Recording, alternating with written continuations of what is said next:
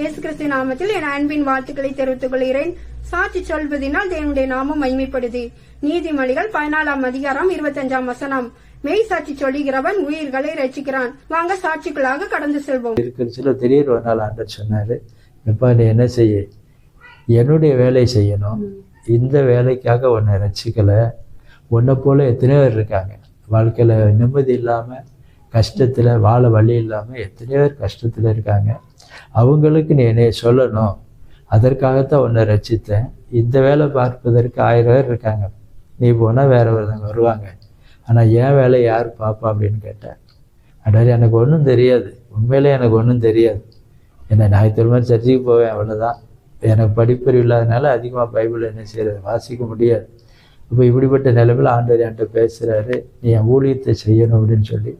அப்போ நான் ஆண்டவர் சொன்ன, ஆண்டவரே எனக்கு முடியாது, எனக்கு தெரியாது அப்படின்னேன். எனக்கு ஒன்றுமே தெரியாது, உங்களுக்கு தெரியும் அப்படின்னேன். அப்போ ஆண்டவர் சொன்னார், உனக்கு தெரிய வேண்டாம், நான் சொல்றது மாத்திரம் நீ சொல்லா போதும், நான் உனக்கு கற்றுக் கொடுக்கறது நீ சொல்லு அப்படின்னா. அப்போது ஆண்டவர் சொன்னேன், இப்போ தான் நான் நல்லா இருக்கிறேன்ப்பா, உங்களுக்கே தெரியும்.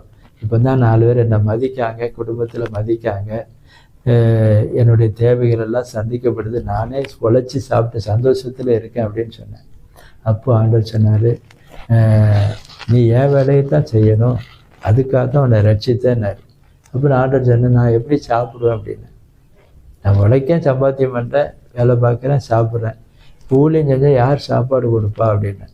அப்போ ஆண்டவர் சொன்னார், அப்போ எலியாங்கிற மனுஷனை குறித்து பேசினார். எலியான்னு ஒரு மனுஷனை வச்சுருந்தேன், அவனை வனாந்தரத்தில் வச்சுருந்தேன், அவனை காகங்களை கொண்டு போஷித்தேன். ஒன்று ஊருக்குள்ளே வச்சுருக்கேன், ஒன்றை போஷிக்கிறது எனக்கு லேசான காரியம் அப்படின்னு சொல்லி பேசினார். உடனே எனக்கு ஒரு நம்பிக்கை வந்தது. உடனே நான் அந்த வேலை பார்க்குற எஜமான இடத்துல போனேன், அந்த முதலாளி இடத்துல போனேன். அவங்கள்ட்ட சொன்னேன், ஏம்மா இந்த மாதிரி என்னை ஆண்டவர் ஊழியத்துக்கு அழைக்கிறாரு, அதனால் இந்த வேலைக்கு வேற ஒரு தம்பியை சேர்த்து விட்டுட்டு போகிறேன் அப்படின்னேன். உடனே அவங்களும் சந்தோஷமாக அவங்க ஆண்டோடைய பிள்ளை அப்படிங்கிறனால அவங்க சந்தோஷமாக, ஆண்டவர் என்னை அழைச்சாருன்னா நீ போப்பா அப்படின்ட்டாங்க. உடனே ஆண்டோடைய கிருபையினால வேற ஒரு தம்பி அந்த வேலைக்கு சேர்த்து விட்டுட்டு என் மனைவி வேலை பார்த்தா, நான் ஊழியத்துக்கு வந்துட்டேன். நான் தான் முதல்ல ஊழியத்துக்கு வந்தேன். ஊழியம் செய்யணும் ஒன்றுமே தெரியாது, என்ன செய்ய அப்படின்னு வீட்டில் உட்காந்து என்ன செய்கிறேன், ஜெபம் பண்ணிகிட்டே இருந்தேன். வீட்டில் உட்காந்து ஜெபம் பண்ணிகிட்ருக்கேன். அப்போ தான் ஒரு தெய்வ மனுஷன் என்னை தேடி வந்தார். அவர் பேர் ரத்னம். அவர் கிராம ஊழியம் செய்கிறவர். அவர் என்னை தேடி வந்து என்னை பார்த்து, ஆண்டவர் உங்களுக்கு இவ்வளோ அற்புதம் செஞ்சுருக்காரு பிரதர், நீங்கள் எங்கள் கூட ஊழியத்துக்கு வாங்க, ஆண்டவர் உங்களை நடத்துவார் அப்படின்னு சொன்னாங்க. அன்றைக்கு நான் ஒரு தேவையோடு இருந்தேன். அன்றைக்கு அந்த மாதத்துக்கு நான் வீட்டு வாடகை கொடுக்கணும். அந்த வாடகை கொடுக்க முடியாத ஒரு சூழ்நிலை. அன்றைக்கு ஜெபம் பண்ணிகிட்டே இருக்கேன். அப்போ அந்த சகோதரர் எனக்கு என்னுடைய தேவைக்கான எல்லா பணத்தையும் எனக்கு கொடுத்து, இப்போதைக்கு இதை வச்சுக்கோங்க, நீங்கள் கூட ஊழியத்துக்கு வாங்க அப்படின்னு சொன்னார். உடனே அவரு கூட நான் ஊழியத்துக்கு போனேன். அவர் தான் என்னை கிராம ஊழியத்தில் பழக்குவித்தார். அதோடைய கிருபையினால எல்லாம் நிறைய கிராம ஊழியங்கள், ஆஸ்பத்திரி ஊழியங்கள், ஜெபிப்பதற்கு வனாந்தரத்தில் ஜெபிப்பது, ஆத்தங்கரையில் போய் ஜெபிப்பது, இப்படி ஜெபத்திலே அவங்க என்னை நடத்துனாங்க. அவங்க பேர் ரத்னம். அவங்க இப்போ ஆண்டோடைக்கிறதுனால இல்லை, ஆண்டோட ராஜ்யத்துக்கு போயிட்டாங்க. இப்படி அவங்கள அந்த நாட்களில் என்னை நடத்துனாங்க. ஆண்டவர் சொன்னால் நீ கிராமங்களுக்கு போ அப்படின்னாரு. ஆகையினால ஆண்டோடைய கிருபையினால பனவலை கிராமத்தை தேர்ந்தெடுத்து பனவலை கிராமத்துக்கு போனோம். அங்கே போய் ஒரு 100 ரூபா வீட்டு வாடகை 100 ரூபா கொடுத்து அங்கே ஸ்கூல் இருந்து, அந்த ஸ்கூல் இருந்ததுனால என் பிள்ளைகளை படிக்க வைப்பதுக்கு வசதி இருந்தது. அதனால் அந்த பனவலையில் இருந்துக்கிட்டு நான் அந்த சிறுகுண்டம் வரைக்கும், சிறுகுண்டத்தை தாண்டி பொன்னங்குறிச்சின்னு ஒரு கிராமம் இருக்குது. இப்படி அதை சுற்றி உள்ள எல்லா கிராமங்கள்லேயும் கர்த்தருடைய கிருபையினால ஊழியத்தை செய்தோம். ஆண்டு 1993 என்னை ரட்சித்தார். ஆண்டவருடைய பெரிதான கிருபையினால 96 ஊழியத்துக்கு ஒப்பு கொடுத்தோம். ஆண்டவருடைய கிருபையினால விசுவாசத்தில் இதுவரைக்கும் ஆண்டவர் எங்களை ஊழியத்தின் பாதையில் நடத்தி கொண்டு இருக்கிறாரு. 10 பைசா பிள்ளைகளுக்கு ஒரு மிட்டாய் வாங்கி கொடுக்க முடியாத நிலைமையில வாழ்ந்து கொண்டு இருந்தேன். ஆனால் ஆண்டவருடைய பெரிய கிருபையினால என் பிள்ளைகளை படிக்க வைக்க ஆண்டவர் உதவி செய்தார். என்னுடைய மூத்த மகன் எம்காம் படிச்சிருக்கிறான். அவன் பொள்ளாச்சி பட்டணத்தில் இப்போ இருக்கிறான். ஆண்டவருடைய கிருபையினால அவனுக்கு மேரேஜ் ஆகி 2 பிள்ளைங்க இருக்கிறாங்க. என் மருமக கவர்மெண்ட் நர்ஸாக இருக்கான். அவங்க ஆசீர்வாதமாக பொள்ளாச்சி பட்டணத்தில் இருக்கிறாங்க. என் இளைய மகன் எம்பிஏ வரைக்கும் படிச்சிருக்கான். சென்னையில் படித்தான். ஆண்டவர் படிக்க வைத்தார். ஆண்டவருடைய கிருபையினால அவனும் திருமணமாகி ஒரு பையன் இருக்கிறான். அவன் காவல்துறையில் வேலை பார்க்குறான். அவன் இப்போ மேட்டுப்பாளையத்தில் இருக்கிறான்.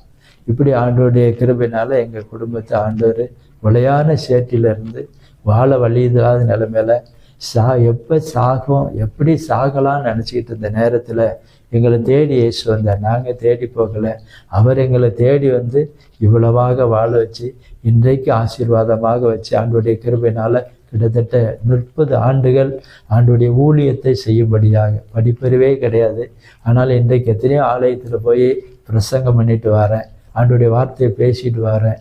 அவ்வளவுக்கு ஆண்டவர் அவருடைய வார்த்தையை கற்றுக்கொள்ளவும் கிருபை கொடுத்து அதுக்கு தகுந்த ஞானத்தை கொடுத்து நாங்கள் இருப்பதற்கு இன்றைக்கி நல்ல ஒரு வீட்டை கொடுத்துருக்காரு. அன்றைக்கி 200 ரூபா வாடகைக்கு இருந்தோம், வாடகை கொடுக்க முடியல. ஆனால் ஆண்டவருடைய கிருபையினால் இந்த வீடு எங்கள் சொந்த வீடு தான். ஆண்டவர் வாழ்வதற்கு நல்ல வசதியை கொடுத்து வாய்ப்பை கொடுத்து சொந்த வீட்டை கொடுத்து இன்றைக்கி இருக்கிற ஜனங்கள் மத்தியில் குடும்பத்தில் நல்ல சாட்சியாக வைத்திருக்கிறார். எங்களை மாத்திரம் இல்லை, எங்களை மொத்தமாக எங்களுடைய அத்தை மாமியார் அவங்க ரட்சிக்கப்பட்டாங்க. அவங்க ஒரு சாமியாடியாக இருந்தாங்க, அவங்க ரட்சிக்கப்பட்டு இயேசு ஏற்றுக்கொண்டாங்க. என்னுடைய குழந்தையம்மா 2 பேர் அவங்க இயேசு ஏற்றுக்கொண்டாங்க. இப்படி எல்லாரும் ஆண்டவர் இயேசு ஏற்றுக்கொண்டதுனால அவங்களுக்கும் ஆசீர்வாதமாக, அநேக ஜனங்களுக்கு ஆசீர்வாதமாக இன்றைக்கும் ஆண்டவருடைய பெரிதான ஊழியத்தை கிராமங்களில் போய் செய்வதற்கு ஆண்டவர் கிருபை கொடுத்து எங்கள் ஆசீர்வாதமாக நடத்தி கொண்டு இருக்கிறார். ஆண்டவர் தாமே மகிமைப்படுவாராக. ஆண்டவர் செய்த நன்மைகள் ஏராளம். யோபு சொன்னது போல எண்ண முடியாத அதிசயங்களை செய்கிறவர் என்று சொன்னது போல என்னுடைய வாழ்க்கையில் எவ்வளோ நன்மைகளை செய்திருக்கிறார். இன்றைக்கி என் பிள்ளைங்க நல்ல பிள்ளைங்க. நான் ஒருவேளை சாராயாவரியாக இருந்தேன், நான் அதே நிலைமையில இருந்திருந்தேன்னா என் பிள்ளைகளும் இன்றைக்கி சாராயம் தான் வச்சுருப்பாங்க. ஆனால் இன்றைக்கி ஆண்டவருடைய கிருபையினால என் பிள்ளைங்க ஒரு டிவியில் வீணான ப்ரோக்ராம் பார்க்கவே மாட்டாங்க. அப்படி ஒரு நல்ல பிள்ளைகளை ஆண்டவர் கொடுத்துருக்காரு. நல்ல சமாதானத்தை சந்தோஷத்தை கொடுத்து சாட்சியாக வாழ வச்சிருக்கிறார். ஆண்டவர் தாமே மகிமைப்படுவாராக. ஆமென்.